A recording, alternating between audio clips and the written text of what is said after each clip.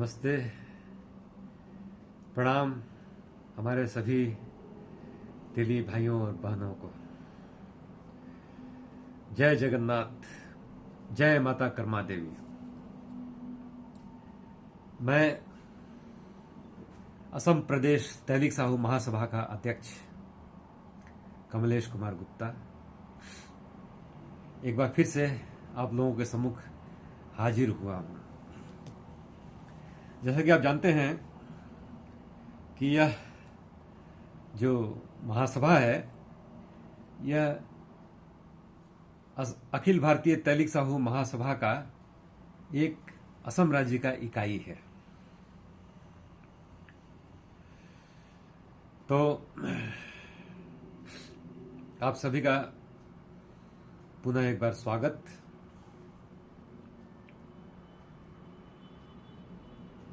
देखिए, हम तेली बंधु बहुत सारे जातियों से बहुत आगे हैं। हमारे पास संसाधन की कमी बहुत कम होती है। कोई भी तेली बंधु जो है वो ऐसा नहीं होता कि उसके पास खाने पीने को नहीं हो। कुछ न कुछ करके वो जुटा ही लेता है, अपना खाने पीने का सामान तो जुटा लेता है।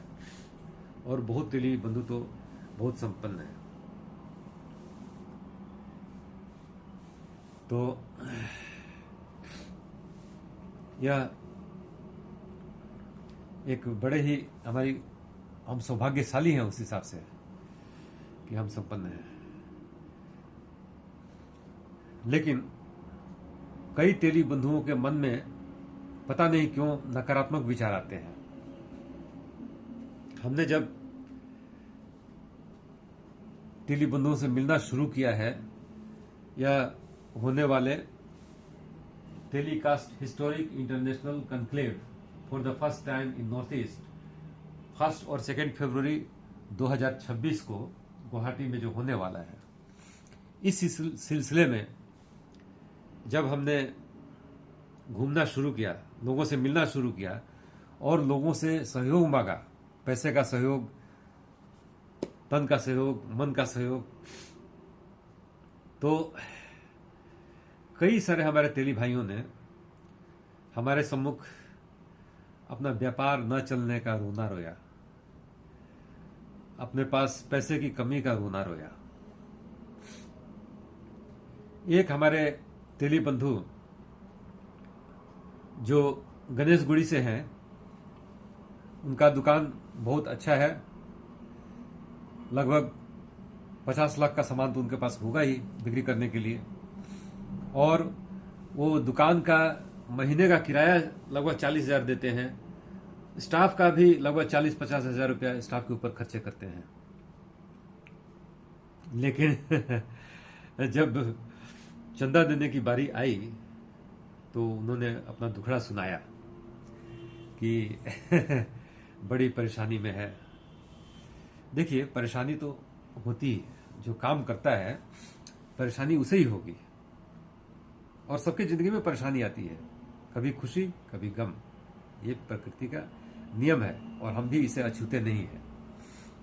लेकिन बात यह है कि हम वास्तव में कितने परेशान हैं और क्या हम इतने अक्षम हैं कि इतना बड़ा एक सम्मेलन होने जा रहा है जो हमारे तेलियों के लिए गर्व की बात होगी, जिसमें पूरे देश से, विदेशों से भी वहां के राज्य सरकारों के मंत्री, सांसद, विधायक लोग आ रहे हैं। तो उनको हमें दिल खोल करके स्वागत करना चाहिए। लेकिन हम अपना दिल नहीं खोल रहे हैं। क्यों? ये सोचने वाली बात है। जरा गौर कीजिए कि आपने इस साहू समाज को अब तक कितने पैसे दिए हैं। अब तक कितने पैसे दिए होंगे, जरा कल्पना कीजिए। तो आप पाएंगे कि बहुत ही कम पैसे आपने दिए हैं। और कुछ लोगों ने दिए ही नहीं है कभी पैसे। क्योंकि साहू समाज आपका अपना समाज है, या कोई आप पर जोर जुल्म करके पैसे नहीं लेता है। जब इसको जरूरत पड़ती है तभी आपके पास जाता है, और जरूरत इसको बहुत कम पड़ती है। अभी तक ऐसा ही होता है। तो आप सोचिए जरा, हम बार बार विनती करते हैं लोगों से कि भाई एक बार दिल खोलिए अपना। जितना आप दे सकते हैं, जितना सक्षम है, उससे ज्यादा देने की कोशिश कीजिए। क्या होगा आप सोचिए, कितना हम लोग ले लेंगे, कितना हम लोग मांग लेंगे।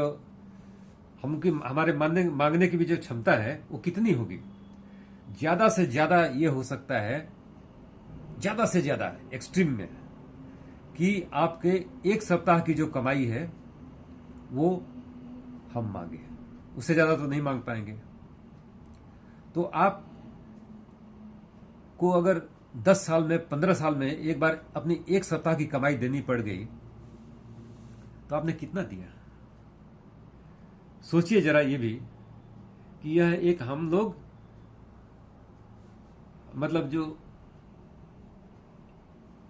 आयोजन एक कर रहे हैं, आयोजन ऐसा जैसे हमारे घर में शादी विवाह होता है, जैसे हमारे घर में जन्मोत्सव मनाया जाता है, जैसे हमारे घर में और भी कुछ उत्सव मनाया जाता है, उस तरह का आयोजन इसे अगर समझ लिया जाए तो फिर हमें पैसे देने में कोई परेशानी नहीं होगी। जरा सोचिए, शादी विवाह में भी कम से कम लोग कितने खर्चा कर देते हैं। आजकल तो एक साधारण सी शादी करने में भी 30 लाख रुपए खर्च हो जाते हैं।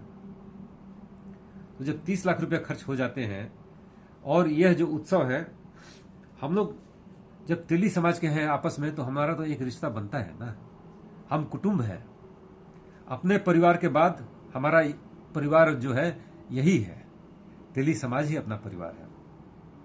तो इसमें हम खुल करके क्यों नहीं आगे आते हैं, ये सोचने वाली बात है। भाई इसमें जो लोग शामिल होंगे वो तो आपके संबंधी शामिल होंगे ना। आपके संबंधी रहेंगे, आपके कुटुंब रहेंगे। आप जिन जिन लोगों को, अपने संबंधियों को बुलाते हैं अपने किसी शादी विवाह में और किसी उत्सव में, तो वो सारे भी तो असम में अगर हैं तो सब शामिल होने ही वाले हैं इसमें। आपके संबंधी शामिल होने वाले हैं। तो फिर इस उत्सव की तैयारी में आप क्यों नहीं जुट जाते हैं, अपना उत्सव मान करके। इसे अपना उत्सव मानिए कि आप ही के घर का उत्सव है, और उसमें आप अपने घर में जिस तरह से तैयारियां करते हैं, जितना आप मन से लगते हैं, जितना तन से लगते हैं, जितने धन से लगते हैं, उस तरह से इसकी एक तैयारी कर दीजिए। फिर देखिए आपके लिए बहुत आसान हो जाएगा पैसा देना, बिल्कुल दिक्कत नहीं होगी, और हम भव्य से भव्य कार्यक्रम कर पाएंगे। आपको गर्व होगा, ये मेरी गारंटी है कि ये जो कार्यक्रम होगा, अगर आपने सहयोग किया तो यह ऐतिहासिक होगा ही, निश्चित है। और आपको गर्व होगा, बहुत गर्व होगा अपने ऊपर। और अगर आपके मन में कोई दूसरी शंका है तो कृपया उसे हटा दीजिए। शंका शंका ही होता है, हकीकत नहीं होती है। एक बार तो भाई थोड़ा दरिया दिली बंद करके देखिए, उसमें आपका क्या जाता है। थोड़े से पैसे जाएंगे आपके, लेकिन बहुत बड़ा एक कार्यक्रम हो जाएगा। और हम लोगों ने ग्रुप में दिया भी है कि कई लोग सोचते होंगे कि शायद ये जो कार्यक्रम जो है ना, ये 2-4 लोगों ने मिल करके यहाँ बनाया है, और पता नहीं कार्यक्रम ढंग का होगा नहीं होगा, कौन लोग आएंगे नहीं आएंगे, इस तरह की शंकाएं रहती हैं। तो ग्रुप में हम लोग दिए हैं, राष्ट्रीय कार्यालय से हमारा जो चिट्ठी आया है उसे ग्रुप में डाला गया है। कृपया उस चिट्ठी को जरा ध्यान से देखिए। और जितने भी बाहर से जो अतिथि आने वाले हैं, वो सब राष्ट्रीय कार्यालय द्वारा निर्धारित अतिथि हैं, वो कोई दूसरे नहीं है। हमारे पूर्वोत्तर से जो लोग आएंगे वो केवल हम बुला रहे हैं, और आना चाहिए। सबको तो देखना चाहिए ना कि क्या हो रहा है, कि तेलियों का क्या हो रहा है। हमारे बाहर के जो हमारे तेली भाई बहन हैं, तेली नेता हैं, वो लोग कैसे हैं, और वो लोग हमें क्या संदेश देना चाहते हैं। और हमारी उसमें तो यह भी होगा ना कि हम अपनी परेशानी भी उनको बताएंगे कि हमारी यहाँ पर क्या परेशानी है, हमको क्या चाहिए, सरकार से हमारा क्या डिमांड है, ये सारी बातें भी आएगी। तो इसमें शर्माने की कोई बात नहीं है ना, और खुल करके आ गए ना चाहिए। पैसे का क्या करेंगे बोलिए। आदमी बोलता है कि भाई नहीं पैसे का जमा करेंगे। भाई पैसा जमा करता है ठीक है, पैसा कमाता है आदमी किस लिए कमाता है, जमा करता है किस लिए करता है? क्या केवल जमा करने के लिए रखता है क्या? कभी तो उसे कहीं खर्च भी करना पड़ता है, और खर्च अगर अच्छी जगह में हो रहा हो तो क्यों नहीं उसमें खुल करके दान दें। हम आगे आना चाहिए, हमको उसमें दान देना चाहिए, सहयोग भी करना चाहिए, अपने खुद भी शामिल होना चाहिए, परिवार को भी अपने लेकर के आना चाहिए, बच्चों को भी लेकर के आना चाहिए, ताकि वो भी देखें कि हमारा समाज एक है और समाज को मजबूत करें। तब ये आपके कल काम आएगा। आज ऐसी स्थिति है कि हमारे समाज के लोग अगर हों तो दूसरे समाज वाले उनको दुत्कार देते हैं, पूछते ही नहीं है, उनके ऊपर अत्याचार कर देते हैं। क्यों कर देते हैं? क्योंकि वो जानते हैं कि ये कमजोर समाज है, इसके आगे पीछे कोई नहीं है, इसको बचाने वाला कोई नहीं है, तो हमला बोल देते हैं वो। आज अगर हमारा समाज मजबूत हो तो किसी की हिम्मत होगी कि हमारे ऊपर कोई हमला कर दे? वो 10 बार सोचेगा हमारे ऊपर हमला करने से पहले। जरा सोचिए, एक जो अभी हाल की घटना है कि हमारे ये जो विश्वनाथ में, गहपुर में, हमारे भाई का जो लगभग 400-500 सालों से यहां पर रह रहे हैं, अपने को पूरी तरह असमिया बना लिए हैं, हर तरह से असमिया है, उनका 60 बीघा जमीन किसी ने हड़प लिया और वो कोर्ट केस के अलावा और कुछ नहीं कर पा रहे हैं। उन पर तरह तरह के लांछन भी लगाए जा रहे हैं। कुछ लोग उनको बोलते हैं कि भाई ये तो असमिया नहीं है। असमिया होने की परिभाषा क्या है मुझे नहीं मालूम, लेकिन जो लोग असम से प्यार करते हैं और असम में अपना स्थायी निवास बना लिए हैं, असम में ही रहते हैं, वो निश्चित रूप से असमिया हैं। लेकिन हाँ, असम के बारे में हमें सोचना चाहिए, असम की भलाई के बारे में सोचना चाहिए। जो शुरू में आते हैं वो कमाने के लिए आते हैं। कहीं से भी कोई भी जाता है पूरे दुनिया में ही, यहां से हम अमेरिका जाए, अमेरिका से लोग यहां आए, कहीं से भी कोई जाए आए तो शुरू में उसका ध्येय कमाने खाने का ही रहता है कि भाई कमाई करने जाना है। लेकिन जब वहां पर बस जाता है तो उसका ध्येय फिर बदल जाना चाहिए। उसका ध्येय होना चाहिए कि स्थानीय जो संस्कृति है, भाषा है, जो कुछ भी है, स्थानीय लोग हैं, उनके साथ उनको मिल करके उस तरह से चलने का प्रयत्न करना चाहिए। यह पूरी दुनिया में ऐसा होता है और होना चाहिए। तो अब मैं आप लोगों को बताता हूं कि हम लोग कितने सशक्त हैं। एक एक आदमी जो होता है ना, वो कितना बलवान होता है। हम लोग कम से कम 40 करोड़ लोगों से ज्यादा मजबूत हैं। कहने का मतलब मेरा आप समझ जाएंगे कि हम एक एक जो अभी तक यहां पर स्थिर है, जिंदा है, स्वस्थ है, काम कर रहे हैं, ये हम लोग एक एक लोग 40-40 करोड़ों से ज्यादा मजबूत हैं। देखिए, ये थोड़ी सी साइंटिफिक बात है, मैं आपको बता देता हूं। मैंने इसको एक बार कहीं लिखा था कुछ साल पहले, फिर उसके बाद ये आजकल सोशल मीडिया में भी थोड़ा सा कहीं कहीं घूमता है। वो ये है कि विज्ञान कहता है कि एक वयस्क स्वस्थ पुरुष एक बार संबंध बनाने के बाद जो वीर्य स्खलित करता है उसमें 400 मिलियन शुक्राणु होते हैं। हमारा जो वीर्य होता है ना, एक बार के वीर्य में 400 मिलियन शुक्राणु उसमें होते हैं। ये 40 करोड़ शुक्राणु मां के गर्भाशय की ओर पागलों की तरह दौड़ते हैं। केवल 300 से 500 शुक्राणु ही जीवित बचते हैं। वो गर्भाशय तक पहुंचते पहुंचते केवल 300 से 500 ही बचते हैं, और बाकी रास्ते में थक जाते हैं या मर जाते हैं।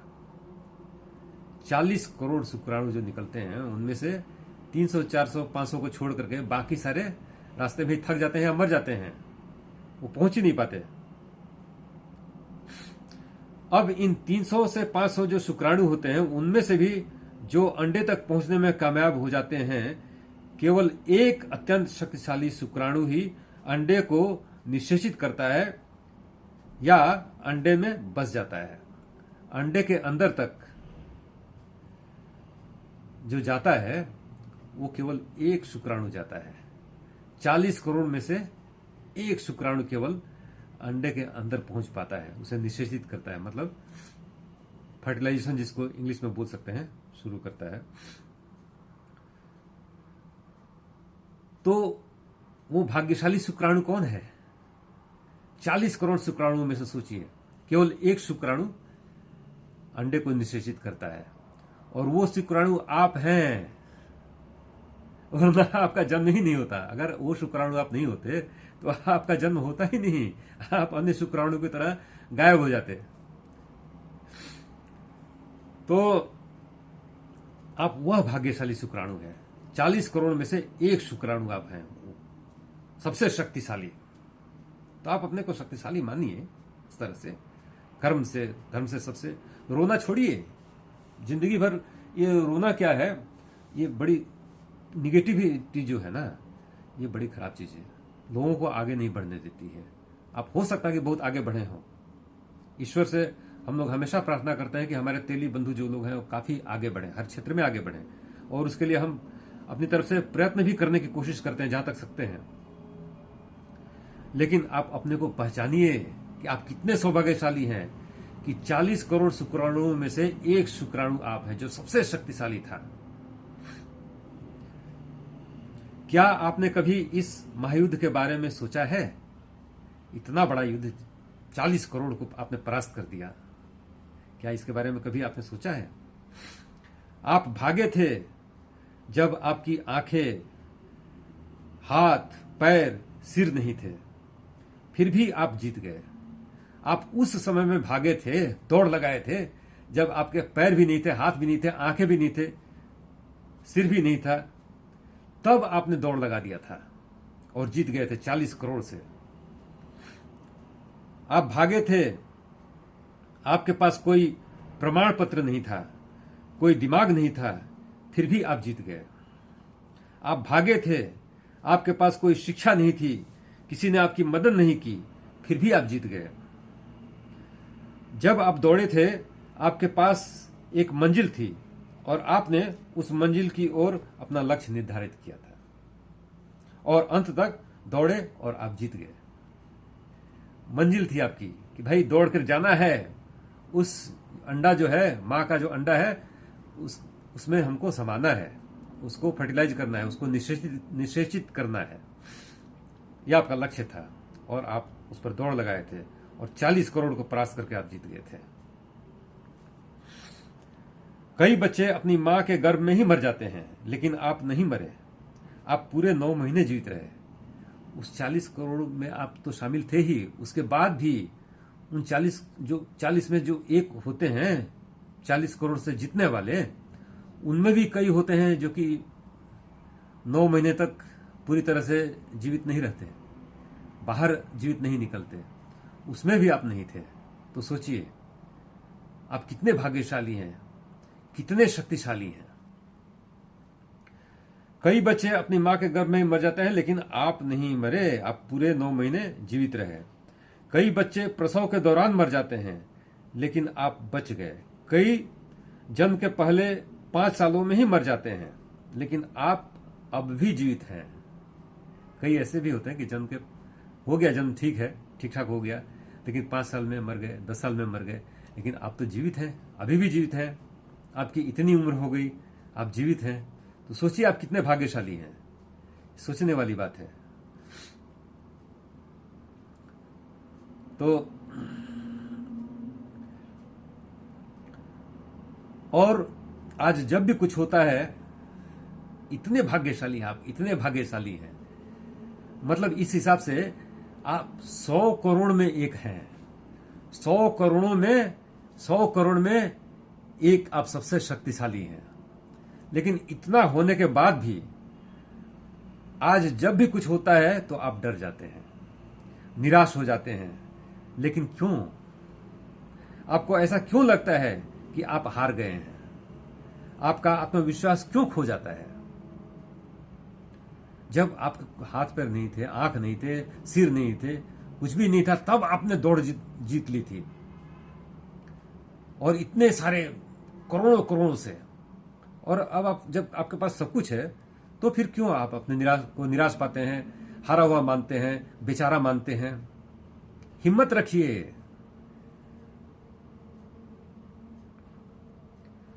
हालांकि अब आपके पास दोस्त हैं, भाई बहन हैं, सर्टिफिकेट है, शिक्षा है, सब कुछ है, आपके पास हाथ पैर है, योजना बनाने के लिए दिमाग है, मदद करने वाले लोग हैं, फिर भी आप उम्मीद खो देते हैं। जब आपने अपने जीवन के पहले दिन हार नहीं मानी थी, आपने 40 करोड़ शुक्राणुओं के साथ मौत से जंग लड़ी और बिना किसी की मदद के अकेले ही प्रतियोगिता जीत ली। सोचिए, जरा सोचिए, इसको कल्पना कीजिए। फिर निराश क्यों? आप शुरुआत में जीते, आप अंत में जीते, आप बीच में भी जीतेंगे। खुद को समय दें, अपने मन से पूछें, आपके पास जो स्किल है उसे सजाएं, संवारें, इनोवेटिव आइडियाज पैदा करें, हुनर सीखें, स्ट्रगल करें, लक्ष्य पर ध्यान केंद्रित करें, रास्ते के बाधाओं से लड़ते रहें, आप खुद ही जीत जाएंगे। हौसला हमेशा बुलंद रहना चाहिए, खुद के लिए और दूसरों की भलाई के लिए भी, क्योंकि इस संसार में जो भी आया है उसे जाना ही है। और जानवर भी पैदा होते हैं, खाते पीते हैं, नींद लेते हैं और फिर एक दिन संसार से विदा हो जाते हैं। तो क्या हम जानवर हैं? मनुष्य सामाजिक प्राणी है, उसको समाज में रहना है, इसीलिए मनुष्य आज मनुष्य है, इसीलिए इतना उन्नति कर पाया है। मनुष्य जानवरों से अलग है, हमने सहयोग करके ही आगे बढ़ा है, कोई अकेले आगे नहीं बढ़ सकता है। तो सहयोग कीजिए, आप अगर सक्षम है तो सहयोग कीजिए और आगे बढ़िए, साथ में लेकर के बढ़िए। जैसा एक वीडियो में मैंने पहले बताया था कि जब आदमी ऊंचाई पर चढ़ जाता है तो वो पीछे वाला को अपनी तरफ टानता है, उसको भी ऊंचाई पर लाता है, उसको संभालता है, उसको सहारा देता है। और लेकिन जो नीचे रहता है ना, वो जो चढ़ रहा होता है उसका टांग खींच देता है, उसको गिरा देता है। तो हमको क्या बनना है? आप सोचिए, भरोसा करना सीखिए, लोगों पर, अपने लोगों पर भरोसा करना सीखिए। आप यह जो भरोसा का जो बात है, यह उन्नत समाज के लोगों से सीख सकते हैं। उन्नत समाज के लोग जो हैं वो, उनका संस्था कितना उन्नत रहता है, संस्था से उनको कितना सहयोग मिलता है। केवल उनका संस्था से केवल उनको ही सहयोग नहीं मिलता है। आज हम भी कहीं विवाह के लिए ही या और किसी काम के लिए जब कोई हॉल बुक कराने जाते हैं तो कहाँ जाते हैं? हम जाते हैं मारवाड़ियों को से हॉल ढूंढने के लिए और किसी से हॉल ढूंढने के लिए। हम अपना क्यों नहीं कर सकते हैं? हम इतना सक्षम क्यों नहीं है? क्या हम सक्षम नहीं है? हम हैं। याद कीजिए, जब भारतवर्ष स्वाधीन हुआ ही था, उस समय में कितने सारे स्कूल, कितनी सारी मंदिरें, पुस्तकालय, धर्मशाला, क्या क्या नहीं बनाया। किसने बनाया? हमारे ही लोगों ने बनाया था। उस समय लोगों में त्याग की भावना थी तो इतना सब कुछ बन गया। तो त्याग की भावना से ही बनती है। जिसके पास त्याग नहीं होता वो खाता पीता मर जाता है, उसको कोई पूछने वाला नहीं होता। सीधी सी बात यही है। त्याग कीजिए, पैसे का सदुपयोग कीजिए, और समाज में पैसे खर्च करने से अच्छा सदुपयोग और इसका हो नहीं सकता है। तो आज यहीं तक, धन्यवाद। आशा है कि आप लोगों के सहयोग से ये जो टेली ऐतिहासिक भव्य सम्मेलन जो होने जा रहा है, यह सच में ही भव्य होगा और यह एक नजीर बनेगा हमारे लिए भी और जो बाहर से आ रहे हैं उनके लिए भी, सभी के लिए एक नजीर बन जाएगा। इसमें आप यह मत देखिए कि भाई ये तो क्या है, ये हमारा थोड़ी है। ऐसा नहीं, आप सबका है, सभी का है, हम सभी का है। यह किसी एक ने नहीं कर रहा है। क्षमता नहीं है कोई एक कर ले, क्षमता नहीं है। और अगर कोई एक करता है तो फिर वो शादी विवाह वाली बात हो जाती है, उसके घर की शादी, उसके घर का जन्मोत्सव। भाई हम सबका घर का शादी विवाह, सबका घर का जन्मोत्सव हो रहा है एक साथ। अभी एक दो दिन पहले ही मैं कुछ फोटो और पेपर कटिंग भी डाला था, जिसमें कि कई जोड़ों का 250-300 जोड़ों का शादी विवाह कराया गया है। 300 विवाह योग्य युवक युवतियों का बायोडाटा भी भेजा गया है। तो ये सारे काम जो है ना, ये बड़े नेक काम होते हैं। तो आप लोग सहयोग कीजिएगा, तन मन धन से, अपनी क्षमता से अधिक सहयोग कीजिए, इतनी ही विनती है। एक बार सहयोग कीजिए, आपका कुछ ज़्यादा नहीं जाएगा। जैसा कि मैंने कहा, ज़्यादा से ज़्यादा आपके एक सप्ताह की कमाई जा सकती है, उससे ज़्यादा क्या जाएगा। धन्यवाद जी।